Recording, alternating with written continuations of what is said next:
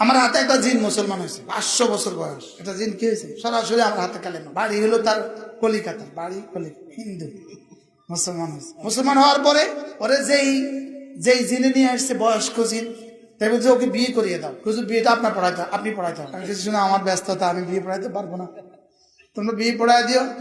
পরে বিয়ে হয়ে গেছে, বিয়ে হয়ে বলতেছে হুজুর ওর বিয়ে হয়ে গেছে, আমি কি আমার মিষ্টি খাওয়া? মোবাইলে 10,000 টাকা পাঠাই। বারহাল সূরা ইখলাস ফালাক নাস এই তিনটাকে লাজেম করবেন। লাজেম বলো না ইনশাআল্লাহ, বলো কি করবো বলেন?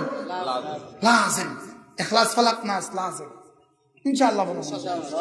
কি করবো বলেন? হ্যাঁ, এটা না হলে জিনে থাপ্পড় দিলে আমার দোষ নেই। হুজুর এটা তাবিজ দেন, হুজুর এটা তাবিজ দেন। এটা আপনার জীবনের সর্বশ্রেষ্ঠ তাবিজ। আর কোনো ভূতে ধরবে না, পরি আসবে না, জিনে আসবে না। এরপরে রাসূল বলেন, কোন মানুষ যদি ফজরের পরে আর মাগরিবের পরে সূরা ইখলাস পড়ে 3 বার, সূরা ফালাক পড়ে 3 বার, সূরা নাস পড়ে 3 বার, আল্লাহর নবী বলেন তাজজিকা মিন কুল্লি শাই, যাও আমি কথা দিলাম ফজরের পরে 3 বার 3 বার 3 বার, মাগরিব পরে 3 বার 3 বার 3 বার, রাসূল বলেন যাও আমি কথা দিলাম আল্লাহ তাআলা যেন বলেন তুমি আমার আমি তোমার।